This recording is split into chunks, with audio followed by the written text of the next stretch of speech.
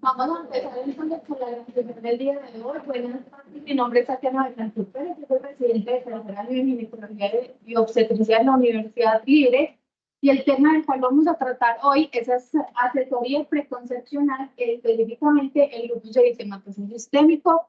La tutora para hoy es la doctora Luisa Moreno, que es especialista en ginecología obstetricia, sin embargo, por problemas familiares no puede acompañarnos el día de hoy. Tenemos entonces inicialmente como definición que el lupus eritematoso sistémico es una enfermedad autoinmunitaria en la que los órganos, tejidos y células se van a dañar por adherencia de diversos autoanticuerpos y complejos inmunitarios y se llama lupus eritematoso sistémico o lupus eritematoso o lobo rojo porque tiene como la forma en alas de mariposa a nivel de las mejillas y del puente nasal. Y por eso damos entonces las características o le dieron la característica de cara de lobo.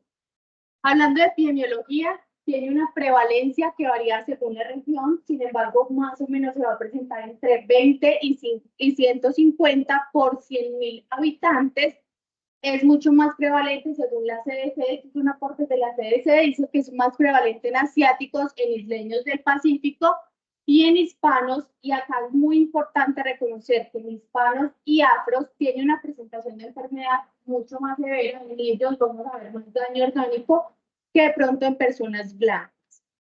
La de presentación va entre los 17 y los 35 años, sin embargo también puede presentarse en los extremos de la vida y es muchísimo más prevalente en aquellas mujeres en edad reproductiva con un 90%. En cuanto a la relación hombre-mujer, es mucho más prevalente. Ahorita vamos a ver que uno de los factores genéticos principales involucrados es que en las mujeres se presenta mucho más con una relación. En algunas bibliografías dicen 9:1, en otras dicen 10:1 y que la mortalidad va a ser 3 veces mayor cuando se compara con la población general.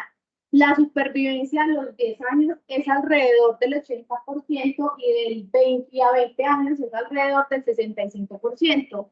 Y entonces las pacientes de lupus de que se mueren, generalmente a los primeros 5 años se mueren de procesos infecciosos o de actividad de la enfermedad, pero entre los 5 y los 10 años se mueren principalmente por complicaciones orgánicas o por enfermedades cardiovasculares. Tenemos entonces acá que la CISPRO, que es el Sistema Integrado de Formación de la Protección Social, ellos sacaron un estudio en el 2019 con una población de 47.000 personas, donde destacan que la prevalencia para el año 2012 al 2016 fue de 91.9 por 100.000 sujetos y que apoyaba mucho las estadísticas mundiales con una población que era muchísimo más en mujeres, con un reporte de 89 casos, de 89% en cuanto a la población femenina. Tenemos que la etiología es principalmente por esa pérdida de la autotolerancia. Yo no tengo como, o el cuerpo responde demasiado a lo que yo tengo, y depósito de inmunocomplejos y unión de anticuerpos a células. Tenemos entonces que dentro de la etiología es muy compleja, hay muchos factores que pueden estar influenciados para detectar o tener lupus. Dentro de los primeros es el genético, es de carácter poligénico, no han encontrado un gen específico que diga esa es la causa principal de la enfermedad. Sin embargo, en esos estudios recientes encontraron que había un gen que se llama el TLE7, que estaba principalmente en el cromosoma 7, y es en el cromosoma X, y sabemos entonces que eso puede ser un factor determinante para que se presente mucho más en las mujeres. Y acá les quiero dar un ejemplo, y es que la carga genética o el episodio genético es importante, sin embargo no es suficiente para yo poder desarrollar un lupus, y esto pasa con los gemelos monocigotos. Si yo tengo un gemelo monocigoto, tengo hasta un 25% de que el otro tenga también lupus eritematoso sistémico, y si es dicigotos, del 2%. Adicional a eso, si yo tengo un familiar que tiene lupus eritematoso sistémico, yo tengo hasta 10 veces de presentar lupus eritematoso sistémico. Dentro de los factores ambientales más importantes va a ser la luz ultravioleta, que va a influir hasta un 70% de esas pacientes para actividad de la enfermedad o desarrollo de la enfermedad. Principalmente este es porque va a interferir con el procesamiento antigénico y va a reducir la metilación del ADN. Esto me va a favorecer la autorreactividad. La metilación finalmente lo que me ayuda es hacer un stop en los procesos de replicación y transducción, y si no tengo ese stop, entonces me va a generar procesos de anticuerpos muchísimo mayor. Dentro de las infecciones, el virus de Epstein-Barr se ha demostrado que tiene una influencia en el desarrollo del lupus, el estrés y el tabaco. Algunos textos dicen que la exposición laboral a ciertas sustancias como el silicio, los pesticidas y el mercurio.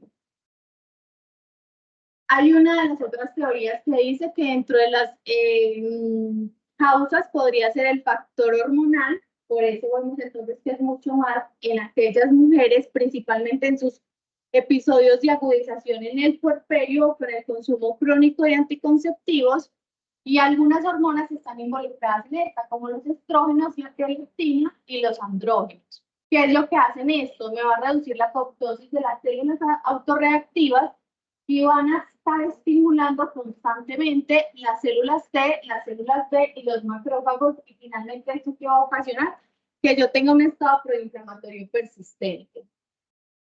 Dentro de las anomalías de la inmunorregulación va a haber una pérdida de la tolerancia frente a proteínas propias y activación de los linfocitos autorreactivos. Entonces, ahorita les voy a explicar un poquito más la fisiopatología, pero lo principal son esas células apoptóticas que genera que yo tenga anticuerpos o que tenga sustancias extrañas. Esto me activa toda la cascada de defensa, me activan el complemento va a atacar la membrana y finalmente se produce la inflamación. En esta diapositiva la quise traer realmente muy resumida, un esquema que nosotros podamos entender bien cuál es la fisiopatología principal del lupus. Tenemos que en personas normales, en nosotros que no tenemos lupus, se produce un proceso de apoptosis, pero ese proceso de apoptosis, los macrófagos y los monocitos pues pueden eliminarlo de forma efectiva. Sin embargo, por todo lo que les dije anteriormente, la carga genética, hormonal y la luz ultravioleta que favorece hasta un 70% del desarrollo de la enfermedad, tienen una apoptosis mucho más acelerada estas personas que presentan lupus eritematoso sistémico, y los monocitos y los macrófagos no van a ser capaces de degradar o de eliminar de forma efectiva esto. Acá vemos en este esquema entonces, estas son células necróticas y estas son células apoptóticas. Y lo que pasa es que ellos se exponen en su superficie, como ya obviamente se degradaron, ya exponen en su superficie todos esos anticuerpos, todos esos antígenos que antes estaban escondidos, ahora están expuestos a que mi mismo sistema inmunológico empiece a actuar. Y es así como las células plasmáticas empiezan a generar anticuerpos tipo IgG. Estos anticuerpos IgG opsonizan esas células apoptóticas, y esta opsonización me va a activar a los monocitos o las células presentadoras de antígenos, a las células dendríticas, qué pena, a las células dendríticas o presentadoras de antígenos. Estas células entonces van a empezar a producir interferón alfa, interleucina 1, 4, 6 y 10 y factor de necrosis tumoral, y todo esto me va a generar que las células B se activen, estas células B van a activar las células T, y finalmente las células T se van a dividir en dos, tanto células B o CD4 y CD4 y CD8. Las CD4 van a perpetuar este ciclo para que las células plasmáticas sigan generando autoanticuerpos contra esas células apoptóticas o todos los antígenos que exponen las células apoptóticas. Y los CD8 van a empezar a formar complemento para ir a atacar finalmente lo que es el epitelio o los tejidos. ¿Qué es lo que pasa con el mecanismo de lesión tisular? Tenemos que los autoanticuerpos que se generaron por el mecanismo fisiopatológico previamente mencionado hace una destrucción de esos eritrocitos, de esas plaquetas y de esos leucocitos, generando entonces que se genere una anemia hemolítica que bien no es muy alta, tiene un 3% que se puede generar, trombocitopenia y citopenias en general. Estos autoanticuerpos también pueden pasar por la barrera hematoencefálica y hacer una interacción tanto con receptores como neuronas, y finalmente puede llevarme a manifestaciones neuropsiquiátricas como convulsiones, demencia. Adicional, la formación de autoanticuerpos va a llevar también a formación de inmunocomplejos. Estos inmunocomplejos van a ir a depositarse en los glomérulos, generando la nefritis lúpica, que es una de las complicaciones más frecuentes en el lupus eritematoso cuando el paciente tiene actividad. Se va a depositar en la unión dermoepidérmica y en vasos sanguíneos, generando una vasculitis. Cuando se forman todos esos inmunocomplejos, entonces va a haber una actividad del complemento muchísimo mayor y esto me va a llevar a hipocomplementemia, que ahorita lo vamos a ver, es un marcador de actividad de la enfermedad. ¿Y cómo es entonces el diagnóstico de estas pacientes? Tenemos que la manifestación de la enfermedad puede ser en cualquier sistema y es muy variable todos los síntomas que puede presentar esta paciente. Vemos entonces que una de las principales es el lupus agudo cutáneo, que se presenta en un 71% de los casos, y vemos son esas pacientes que después de hacer una exposición solar hacen un rash que principalmente es en el dorso nasal y en las mejillas, pero siempre lo vamos a diferenciar porque respeta pliegue nasogeniano. Este generalmente no va a causar ningún tipo de cicatriz, a diferencia del lupus crónico, que sí genera una alopecia cicatricial. Dentro de frecuencia tenemos la artritis, que se presenta en un 85% de los casos. La artritis puede ser simétrica, puede ser migratoria, y se presenta con mayor frecuencia en rodillas, muñecas y manos. Y es importante reconocer que esta que puede ir desde un espectro que es leve hasta una artritis deformante. Vemos entonces dentro de los sistemas, enfermedades neurológicas se pueden presentar en el 18% de los casos, ACVs en un 5%, convulsiones, una neuropatía crónica. Dentro de las otras manifestaciones oculares tenemos la queratoconjuntivitis, mucosas orales, y a nivel cardiopulmonar podemos encontrar una serositis o una pericarditis. Dentro de las hematológicas que ahorita les mencioné que puede también formarse ahí, es leucopenia, trombocitopenia y una anemia hemolítica que puede presentarse en un 3% de los casos, y enfermedad renal en un 21% de los casos. Ahora bien, el diagnóstico del lupus es un reto importante, es difícil, y más cuando no estamos familiarizados con estos criterios. La ULAR, que es la Alianza Europea de Asociaciones de Reumatología, y la ACR, tienen una clasificación que se ha ido mejorando con el tiempo. La última actualización fue en el 2019, y ellos nos dicen que tenemos que tener un criterio de entrada. El principal es que tengamos unos años en 1 en 80 diluciones. Ese es el principal y el más importante.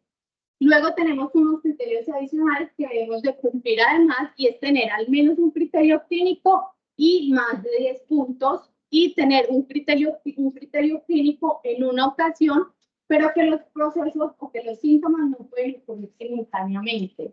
Y dentro de cada dominio se va a tomar siempre el de mayor valor. Por ejemplo, acá entonces vemos algunos de los criterios. Por ejemplo, en los hematológicos, si ella tiene leucopenia, pero adicional tiene una anemia hemolítica, siempre nos vamos a ir por el peor, ¿cierto? 4. Adicional, todos los criterios clínicos que ya les mencioné en cuanto a las manifestaciones clínicas, tenemos los criterios inmunológicos.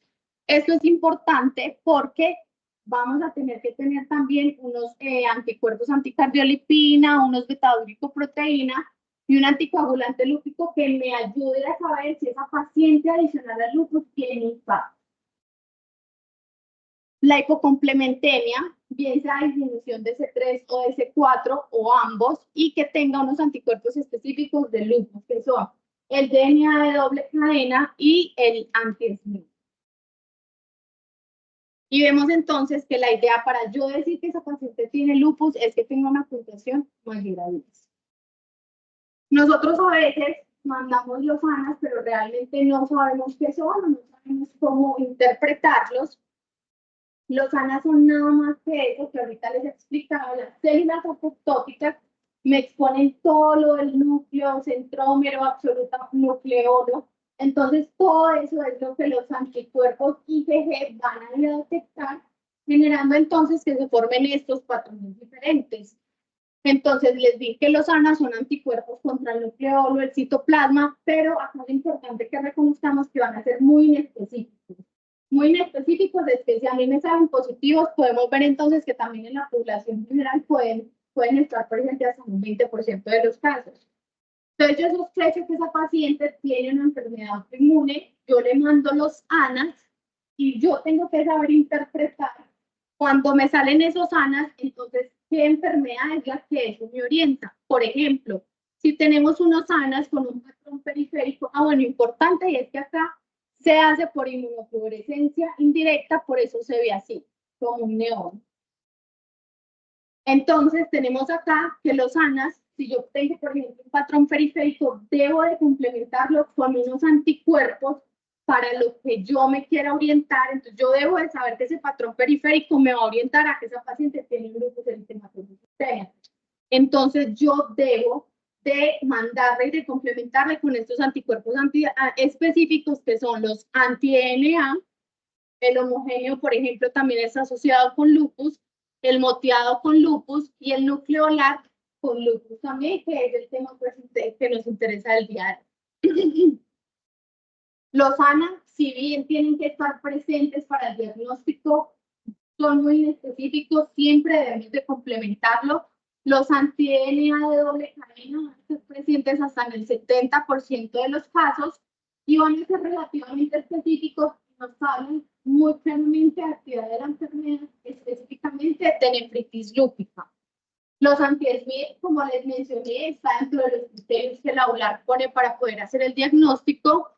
Se pueden encontrar en el 38% de los casos y son muy específicos para lupus.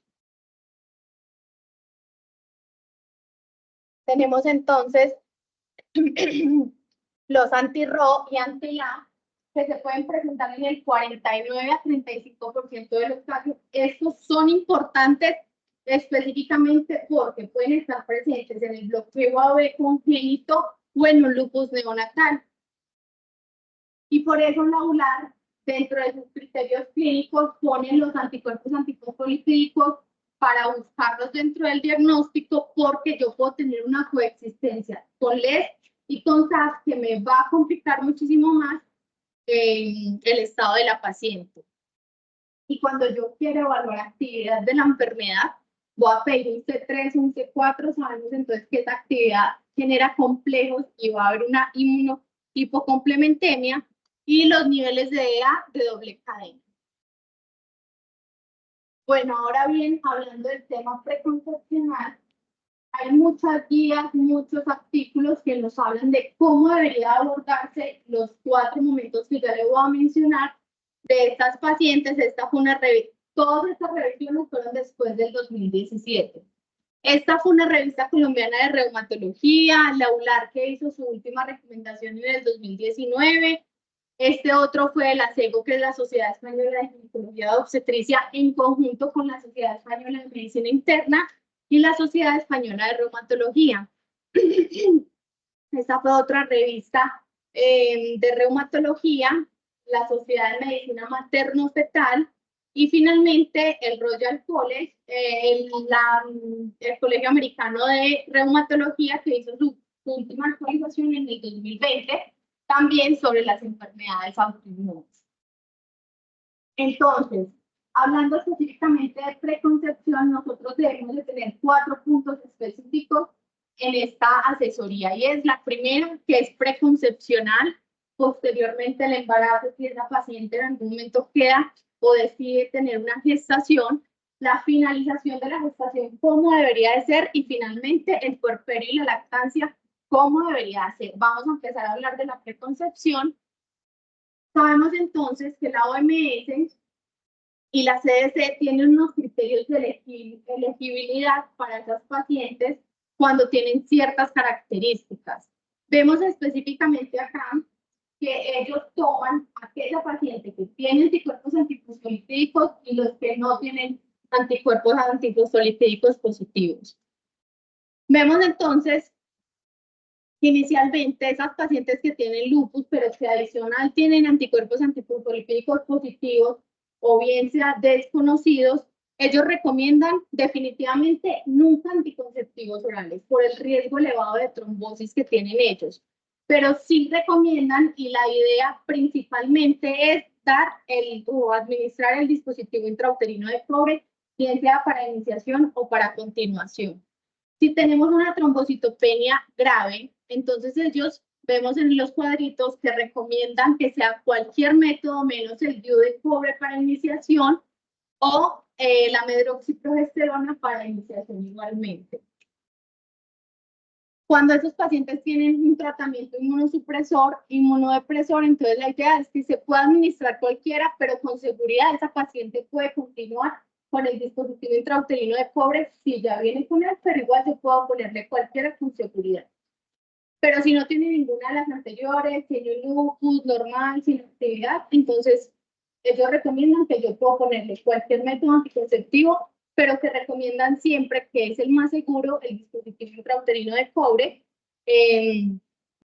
para iniciación y continuación. La CDC me pareció interesante. La CDC tiene esta aplicación que usted puede ingresar todos los datos acerca de la paciente, las enfermedades, la comorbilidad, y él le dice qué categoría, cuál sería el indicado para esa paciente para planificación. Y las pacientes nos pueden preguntar entonces si ellas tienen algún problema en quedar en embarazo o si van a tener alguna alteración en la fertilidad, pero la respuesta es que no causan ninguna alteración en el proceso de fertilidad y las tasas de embarazo se han visto igual que la población general. Uno consideraría, ellas pensarían que sus autoanticuerpos también van a ir a generar una destrucción a nivel de los ovocitos, pero definitivamente no pasa nada, pues de los ovarios no pasa absolutamente nada, pero en quienes sí se pueden ver que hay una alteración en cuanto a su proceso reproductivo y están aquellos pacientes que tienen brotes repetitivos, que adicional tienen una nefritis lúpica con una tasa de filtración menor a 50, que tienen uso continuo de inmunosupresores, acá los principales para este tratamiento de la ciclofosfamida, que puede estar asociada hasta en 11 o 59% de los casos. ¿Y qué pasa con esta? Genera una alteración de esa ciclo menstrual, alterando el eje hipotálamo hipófisis y generando periodos de amenorrea persistente. Posteriormente también puede generar una insuficiencia ovárica temprana. Entonces, la Sociedad de Reproducción dice que en aquellas pacientes que tienen lupus eritematoso sistémico, la idea es que yo les recomiende hacer una criopreservación de embriones o ovocitos, siempre. En aquellas pacientes en las cuales yo les voy a dar una terapia de inducción a la ovulación o fertilización in vitro, yo tengo que tener unas cosas muy presentes, y es que en ellas son seguros siempre y cuando tenga la enfermedad inactiva. Esa paciente no puede tener una actividad de la enfermedad porque va a estar contraindicado. Si reciben un tratamiento antitrombótico adecuado, cuando las pacientes tienen anticuerpos antitrombóticos positivos, y no tiene que tener criterios clínicos para tener SAD.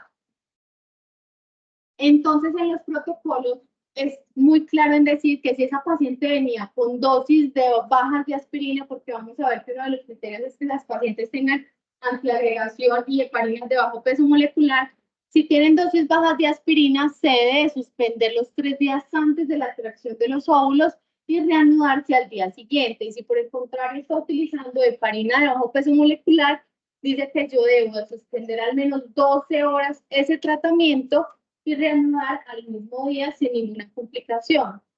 Si esa paciente tiene anticuerpos anticolíticos positivos y no viene tomando ninguna de estas terapias, la idea es que yo le haga la implantación o la transferencia de embriones, y ese mismo día o al día siguiente debe iniciar la aspirina y la heparina de bajo peso molecular por el riesgo de trombosis que estas pacientes tienen aumentado, que tienen ambas. Cuando yo ya le he dicho a la paciente, definitivamente no quiere planificar y quiere tener la gestación, entonces yo debo evaluar la estratificación del riesgo, siempre con un equipo multidisciplinario. La idea es que sea reumatología, medicina interna, ginecología, y debo evaluar cómo está su enfermedad de base. Siempre en la enfermedad de base yo voy a evaluar esa actividad lúpica, los estudios de laboratorio y perfil inmunológico, el daño acumulado de comorbilidades que ya tenga como una nefritis lúpica y hacer el ajuste farmacológico para entrar lo más controlado posible al momento de su gestación. Cuando yo evalúo actividad de la enfermedad, existen 6 escalas para evaluar actividad de la enfermedad y 3 para evaluar daño orgánico. Existen varias, de las más utilizadas en ginecología es el slide 2K, que es una modificación del slide del 2000, el slide Selene, y es SLEDAI, este es el SLEDAI, ¿cierto? El SLEDAI es un índice global para yo poder evaluar en los últimos 10 años la actividad de la enfermedad, y se compone de 24 ítems que va a recoger todos los síntomas de 9 sistemas específicamente, y la puntuación máxima va a ser de 105. ¿Listo? Estos son todos los sistemas donde va a comprender todos los síntomas previamente mencionados. Y yo digo que esa paciente tiene una actividad baja cuando tiene un SLEDAI 2K menor de 4 o un SLEDAI Selena SLEDAI menor de 1. O cuando esa paciente definitivamente tiene un consumo de glucocorticoides menor a 7.5 y digo que la paciente está en una remisión de la enfermedad cuando tiene un SLEDAI menor a 2. O cuando esa paciente viene tomando hidroxicloroquina y necesita una dosis tan baja de prednisolona menor a 5 miligramos por día para poder controlar su enfermedad, o simplemente cuando no tiene positivos ni los de anti-DNA doble cadena, ni el complemento está disminuido.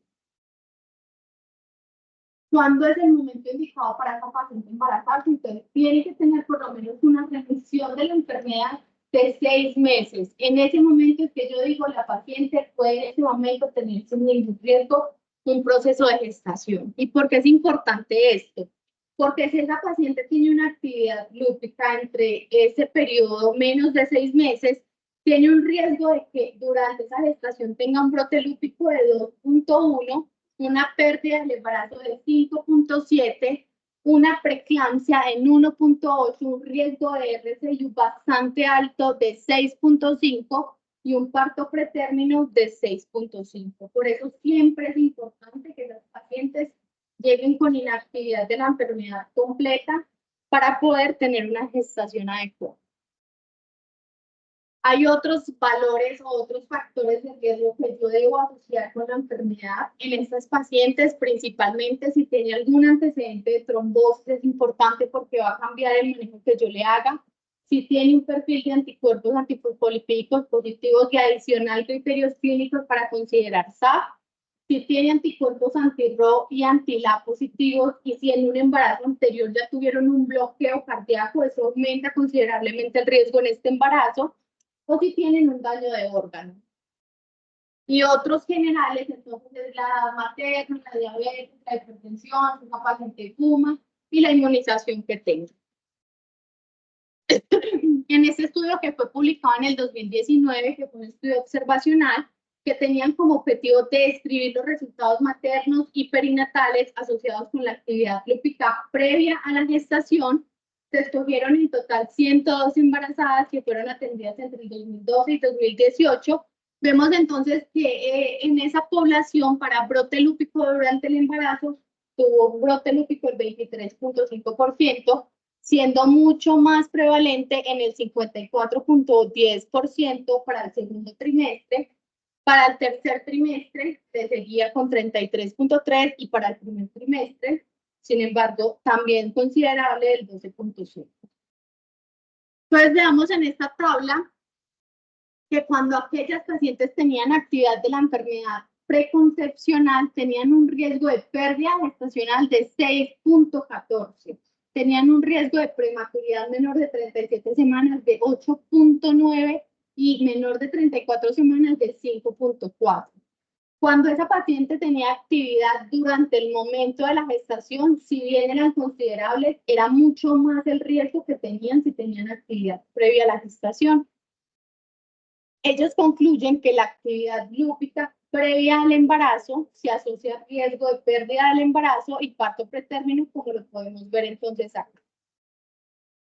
Ahora, cuando esa paciente definitivamente quiere su gestación o quiere tener un proceso reproductivo, hay unas condiciones que van a ser simplemente contraindicadas, como por ejemplo la hipertensión pulmonar grave, que tenga una enfermedad pulmonar restrictiva, que tenga una insuficiencia cardíaca, que tenga un evento trombótico o una serie en los 6 meses previos, que tenga un brote grave o que tenga una insuficiencia renal crónica con una creatinina de base de más de 2.8. A esa paciente definitivamente yo voy a decir, no se debe embarazar, siempre estos casos hay que individualizarlos y hay que hablar con la paciente. Y hay unas contraindicaciones que pueden ser relativas y es que esas pacientes hayan tenido algún riesgo de recurrir o que tengan en ese momento algún riesgo de recurrencia de insuficiencia vascular, que en su anterior embarazo haya tenido una restricción, que haya tenido un PEC, que haya tenido una preeclampsia grave o una muerte intrauterina, a pesar de que ella hubiese estado consumiendo de forma ordenada la aspirina y se hubiese puesto la heparina de bajo peso molecular. Si la respuesta sí a alguna de estas preguntas, pues la idea es siempre sopesar el riesgo con estos pacientes, decirle no estás apta en este momento, pero si la respuesta es no, la idea es que esa paciente, como les mencioné ahorita, estuviera libre de la enfermedad por lo menos por 6 meses. Y inclusive en algunos textos dicen que esa paciente, si tuvo una nefritis lúpica, está libre de la enfermedad por lo menos 1 año.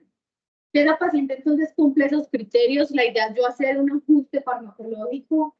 ¿Para qué? Principalmente para minimizar los efectos sobre el feto, prevenir o suprimir la actividad y equilibrar los riesgos de la medicación. Las pruebas de laboratorio que yo debo de hacerle a esta paciente previo a embarazarse siempre deben de ser un hemograma, una función hepática. La función renal debe incluir sedimento, relación proteína, creatinina en orina, y esto debería de ir posteriormente en cada trimestre porque ya tiene un riesgo aumentado, como ya vimos, de presentar preeclampsia, y esto es importante desde la base hasta el final del embarazo.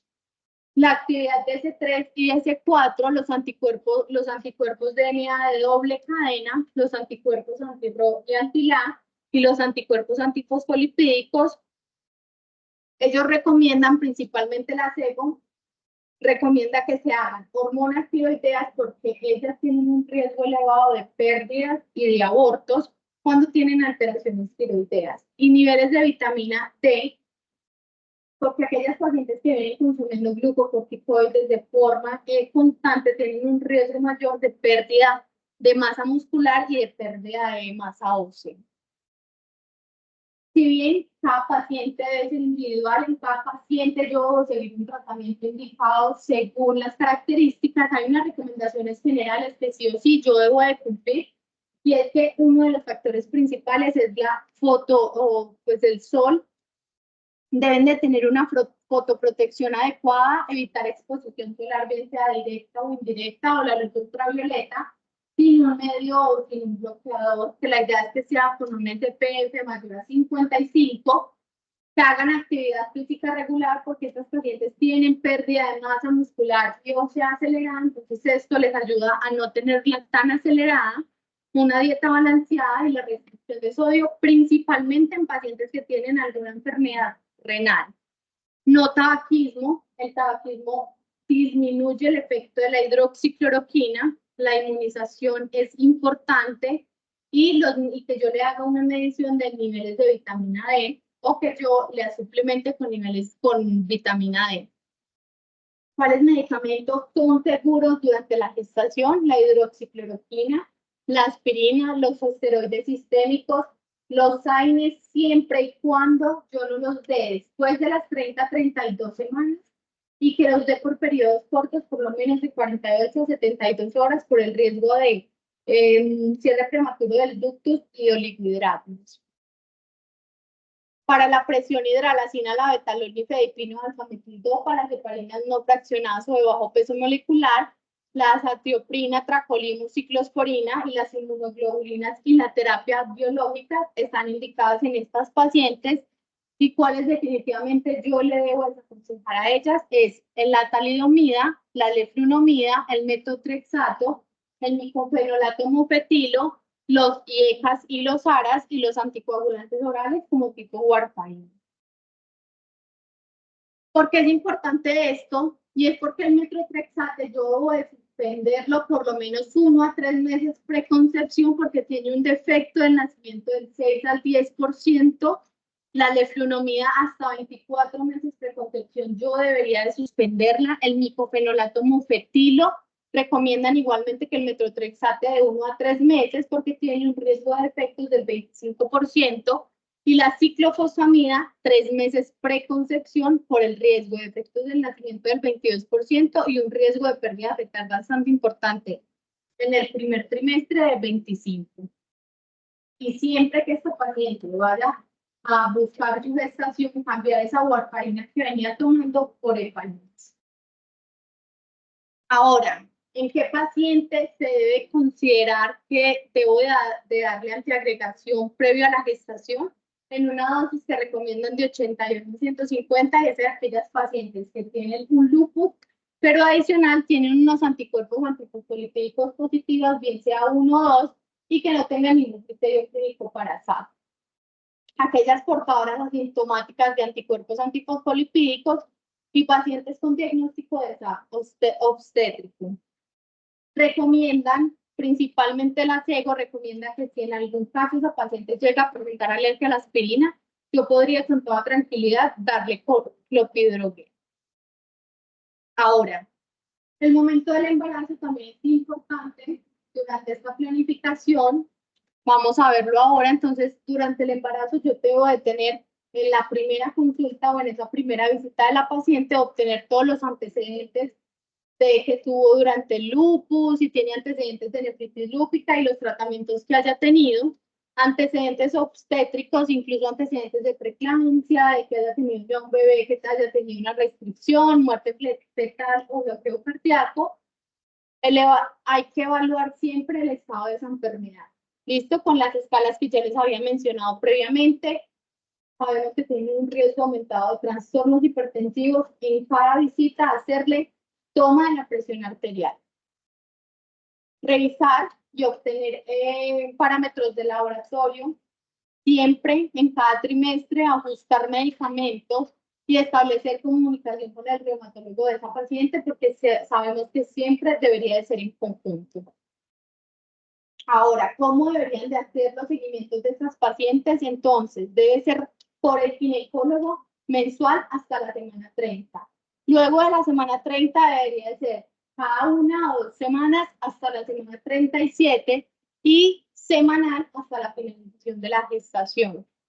Por el reumatólogo debería ser cada 4 semanas hasta la semana 36, cada 2 semanas hasta la semana 38 y luego desde la semana 38 debo de hacerle semanal el seguimiento. La primera consulta es muy importante porque acá debo de enviarle todas las pruebas de laboratorio que previamente yo les mencioné que deben de tener. Las vamos a repetir nuevamente acá. Si no tiene alguno, lo complementamos o nos pueden servir, por ejemplo, los anticuerpos antifosfolipídicos nos pueden servir, no hay que solicitarlos nuevamente en este embarazo. Si la paciente viene con remisión de la enfermedad, tampoco me recomiendan solicitar, por ejemplo, anti-DNA de doble cadena y complemento. Y siempre debo iniciar en este momento profilaxis para preeclampsia. La idea es que se empiece entre las semanas 12 y 16, independientemente de si tiene otros factores de riesgo o no, debo de empezarle aspirina. Entre la 11 y la 14 semanas ya sabemos que viene la prueba, la ecografía de tamizaje. En el segundo trimestre, entre las 20 y las 22 semanas, debemos de tener detalle anatómico y un Doppler de arterias uterinas, porque eso nos va a pautar cuál va a ser entonces el riesgo de preeclampsia o de complicaciones maternas y fetales de esa paciente. Y acá es muy importante que en la semana 16 a 28 yo debo de hacer la evaluación por cardiología y por lo menos un ecocardiograma para evaluar el riesgo de bloqueo cardíaco. La CEGO nos recomienda y la ULAR nos recomienda entonces que se hagan ecografías seriadas cada 4 semanas a partir de la semana 24, principalmente con el objetivo de evaluar control de crecimiento. Y la Sociedad de Medicina Materno-Fetal definitivamente nos dice que medir los niveles de anticuerpos anti-DNA de doble cadena o complemento no nos va a ayudar en nada durante el embarazo, pero sí voy a enviárselos en el momento en que yo sospeche que esa paciente tiene alguna actividad de la enfermedad. Y siempre recomiendan en cada trimestre evaluar seriada la creatinina sérica y la proteinuria en aquellas pacientes que bien tuvieron nefritis o que no tuvieron nefritis, pero principalmente ser hepáticas en estas pacientes. ¿Qué medicamentos adicionales polivitamínicos yo debo administrarle a estas pacientes? Ya sabemos que lo principal va a ser el calcio, el ácido fólico y el hierro. Pero adicional, entonces yo debo de darle niveles, pues como si tiene deficiencia o si tomo de forma clínica glucocorticoides, niveles de vitamina D, porque ya sabemos que estas pacientes tienen una pérdida de masa ósea acelerada, y aspirina antes de la semana 16 idealmente. La CIEGO nos dice que son seguras cualquier tipo de vacunas, pues las vacunas de la gripe en cualquier trimestre y la tosferina idealmente entre la semana 27 y 36 de gestación. En cuanto al tratamiento, lo más importante durante la gestación es la hidroxicloroquina. ¿Listo? La hidroxicloroquina va a ser la piedra angular de esto, el diamante, porque vemos entonces que me va a reducir las exacerbaciones de la actividad y va a hacer que yo necesite menor dosis de glucocorticoides, siendo un ahorrador de glucocorticoides. Disminuye el riesgo de trombosis en las pacientes que tienen anticuerpos antifosfolipídicos positivos, y si nosotros lo empezamos en el primer trimestre o esa paciente ya venía consumiendo, lo veamos entonces que tiene una disminución del riesgo hasta el 85% de presentar un pequeño para la edad gestacional, prematuridad y restricción del crecimiento intrauterino. Adicional, otro beneficio es que reduzco el riesgo hasta 50% de bloqueo cardíaco fetal asociado con el lupus neonatal, el riesgo de preeclampsia, de brotes y de trombosis. La dosis va a ser de 5 miligramos, de 5 miligramos por kilo día o una dosis estándar de 200 a 400 miligramos al día. Este es otro estudio, que es un estudio de corte retrospectivo que tenía como objetivo investigar el efecto de la hidroxicloroquina sobre los resultados del embarazo en pacientes que tenían lupus eritematoso sistémico. Veamos entonces, fueron 151 embarazadas que se siguieron desde 1995 hasta 2018. Se hizo en 80 pacientes, se les administró hidroxicloroquina, una dosis de 200 miligramos día, y a 71 pacientes no se les administró hidroxicloroquina. Veamos entonces en este grupo, pacientes que se les administró hidroxicloroquina tenían una creatinina sérica mucho mejor comparado con aquel grupo que no se le administró hidroxicloroquina. En cuanto a la preeclampsia, las pacientes que se les administró hidroxicloroquina tenían un riesgo de 7.5 de preeclampsia y de 19.7 si yo no le administraba la hidroxicloroquina. Para parto pretérmino menor a 34 semanas, vemos entonces el riesgo para las pacientes sin hidroxicloroquina de 19.4 y de 8.2 para manejo con hidroxicloroquina. Y en cuanto al peso al nacimiento, entonces vemos también que una diferencia significativa, mayor peso para aquellas pacientes que tenían tratamiento con hidroxicloroquina. Ellos concluyen que los resultados del embarazo en pacientes con lupus eritematoso pueden mejorarse con el tratamiento con la hidroxicloroquina, idealmente previo a la gestación o durante el primer trimestre, con una reducción del 90% de riesgo de preeclampsia. Ahora, es importante saber cómo voy a finalizar la gestación, a qué edad gestacional, y la ULAR y la CEGO y la Sociedad de Medicina Materno-Fetal, ellos dicen que yo puedo, si no tengo ninguna complicación, yo puedo llegar con toda la tranquilidad a las 39, 40 semanas si no tiene ninguna complicación, siempre individualizando a cada paciente, y que si esa paciente entonces tiene algún riesgo de complicación, alguna complicación, preeclampsia, RCIU, siempre debe ser. Entonces, indicación del obstetra, ¿cuál va a ser? La edad gestacional y la vía de finalización. pero la Sociedad de Medicina Materno-Fetal dice muy claramente hasta las 39-40 semanas si no tiene complicaciones. Ahora, en cuanto a la lactancia y puerperio, para finalizar, se pueden usar todos los medicamentos que yo podía usar durante la gestación, no hay ningún problema, con excepción de los glucocorticoides. Si yo uso una dosis mayor de 20 miligramos, yo debo de por lo menos retrasar la toma de lactancia materna 4 horas. Después de ahí, con toda tranquilidad. Y definitivamente no los que también estaban contraindicados durante la gestación. Si adicional esa paciente tiene lupus, pero no tiene SAF, entonces yo tengo que evaluar los factores de riesgo que tiene adicional, como por ejemplo, presencia de preeclampsia. Y debo de darle tromboprofilaxis por 7 días. Si esa paciente tiene un lupus y adicional tiene un SAF, yo debo de continuarle la tromboprofilaxis por 6 semanas. Y esto no pasa tampoco nada con la lactancia materna. Ahora hay unos escenarios especiales que queríamos traer, van a ser cortos. La primera es la nefritis lúpica. La nefritis lúpica tiene una incidencia de 20 a 25% y aumenta 9 veces el riesgo si yo tengo una proteinuria mayor a 1 o una tasa de filtración glomerular menor a 60. Y hay unos predictores que me dicen si esa paciente tiene nefritis o se va a complicar, y es unos niveles bajos de C3 y niveles aumentados de anticuerpos anti-DNA de doble cadena. ¿Qué me hace diagnóstico de nefritis lúpica? Elevación de creatinina mayor al 30% a la basal, sedimento activo, un índice de proteinuria, creatinuria mayor a 0.5 o que tenga una proteinuria mayor a 0.5 miligramos día en la toma de 24 horas.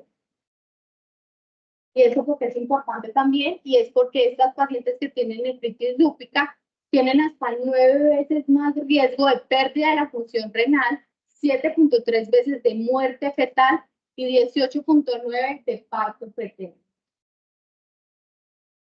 Ahora, la otra parte es aquellas pacientes que tienen lupus asociado al síndrome de anticuerpos antifosfolipídicos, y es relevante buscar esto porque hasta en un 20% yo puedo encontrar que estas pacientes van a tener la coexistencia de ambos.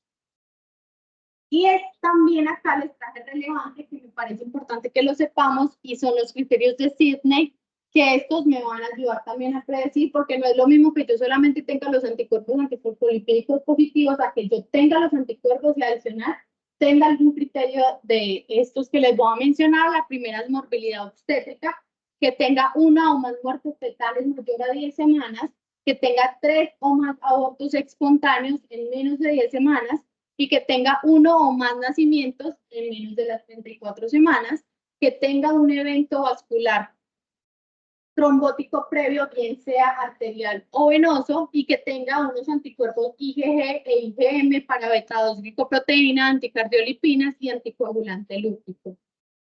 Es importante porque estas pacientes tienen un riesgo más aumentado hasta 3 veces de eventos adversos. Ahora, si yo tengo historia de eventos trombóticos, tengo que darle una dosis terapéutica de heparina de bajo peso molecular. Si esa paciente no tiene ninguna historia de trombosis, entonces yo voy a iniciarle ASA y aspirina de bajo peso molecular profiláctica, y debo enviarle, acá es, qué pena, acá es historia de evento trombótico, sin historia de evento trombótico, sin historia de evento trombótico, dosis terapéutica de heparina de bajo peso molecular. Y si yo tengo eventos trombóticos previos, inicio de aspirina y heparina de bajo peso molecular, y yo debo empezarlo prenatal y hasta 6 semanas postparto. Esto es una de las partes más importantes del lupus, porque no solamente está complicada la mamá, sino que también hay complicaciones fetales, y es el lupus neonatal. ¿Qué pasa acá? Que hay un paso de esos anticuerpos anti-RO y anti-LA a la circulación fetal. Este paso se va a dar principalmente entre las semanas 16 y 30, por eso yo debo de medirlos preconcepcional y debo de hacer un ecocardiograma entre las 16 y 26 semanas para evaluar esto. Las principales manifestaciones van a ser cutáneas y cardíacas, están 1 a 2% de los recién nacidos, Y vemos entonces que también puede tener alteración de la función hepática, anormalidades hematológicas, sin embargo, se va a resolver entre los 3 y los 6 meses. Estos pacientes entonces con lupus neonatal se presentan 3.5 por 100 nacidos, la tasa de recurrencia.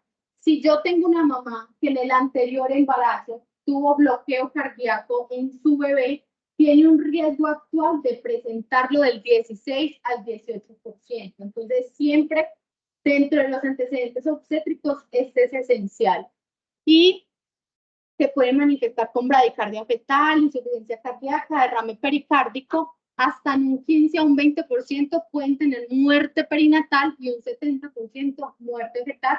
Por eso me parece uno de los eventos más importantes que debemos de tramitar en una mujer en estado de gestación.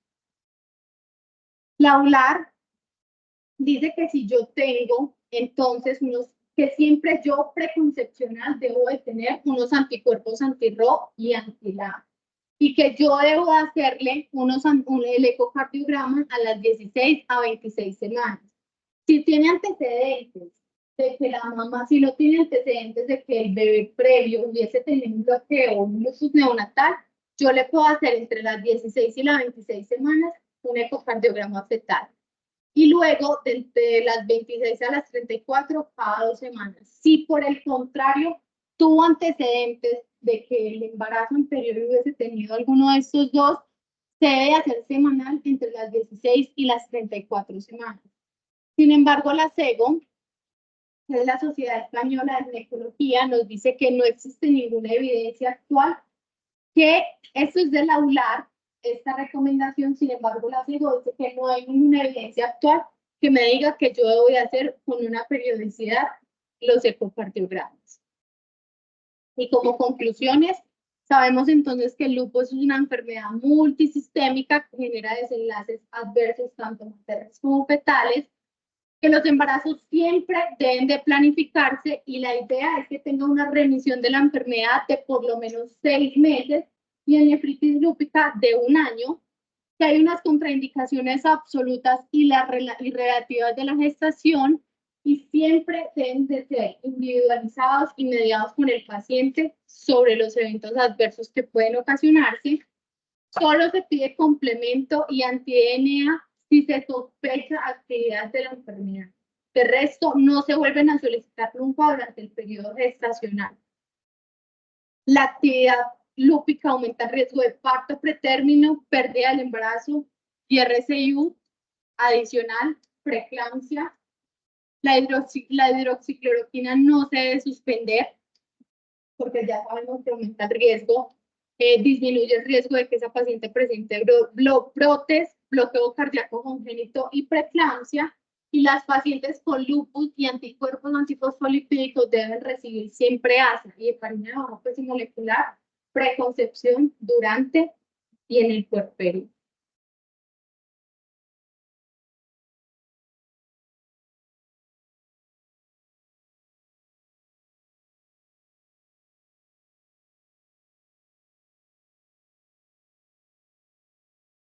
Hola, buenas tardes.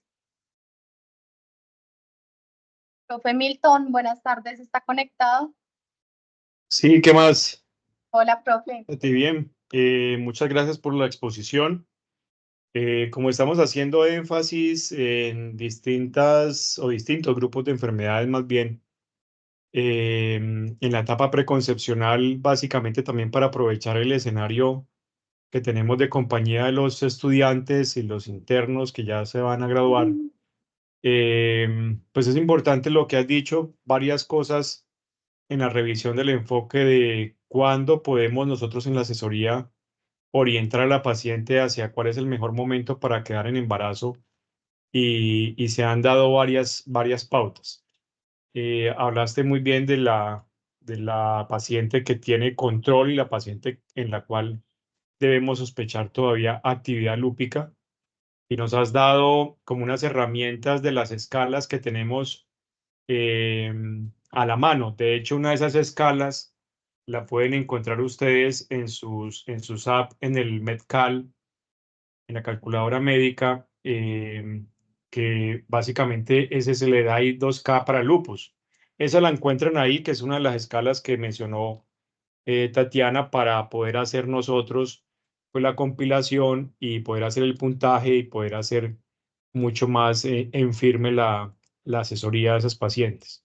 Yo solamente voy a hacer un comentario para darle paso de pronto a los otros profes que están conectados. Del manejo de la hidroxicloroquina, que se promocionó bastante. Evidentemente es un medicamento muy útil, es un inmunomodulador, es un medicamento que disminuye los flare-up en embarazo de las pacientes con lupus, pero una recomendación es que siempre, además, en la paciente con lupus, uno de los órganos que debemos indagar, que a veces se nos olvida, es pedir la valoración oftalmológica de estas pacientes por un oftalmólogo, por un especialista, para que haga el examen de las diferentes cámaras, tanto la cámara anterior como la posterior, el vitrio y los tejidos retinales. Eh, y la hidroxicloroquina, dada crónicamente, puede tener o puede afectar los tejidos retinales. Entonces, en pacientes que tengan administración crónica, no está de más ordenar este examen para que esos pacientes puedan ser evaluados por el oftalmólogo de manera complementaria y tener como un basal de cómo vamos a arrancar el embarazo en las pacientes que vienen medicadas con hidroxicloroquina. Por demás, muy interesante lo de planificación, que es un tema que nos toca a nosotros, porque pues, nosotros debemos ser los expertos en esta asesoría e importante, digamos, la distinción que se hizo con los criterios del CDC de la paciente con SAF y sin SAF. Ahí tenemos varias opciones de manejo en pacientes que tengan esto. No sería más, Tati. Yo creo que con este comentario termino agradeciéndoles la presentación y dándole paso a los demás profes para el resto de comentarios. Gracias.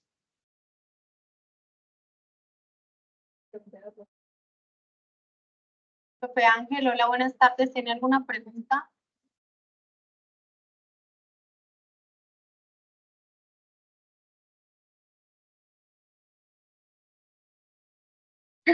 Profe Ángel, no lo escuchamos.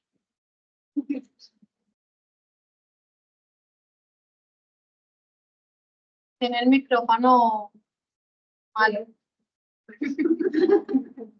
Es que ya prendió el micrófono. Profe, hable más duro.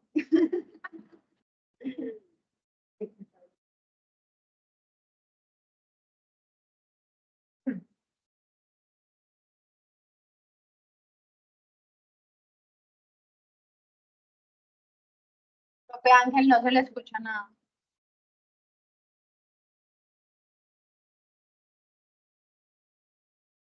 Algo, dígale. Profe Milton, no hay más docentes en la sala. Listo, bueno, no, muchas gracias por la charla. Listo. Bueno, profe, gracias. Doctor Ángel, no se le escuchó nada.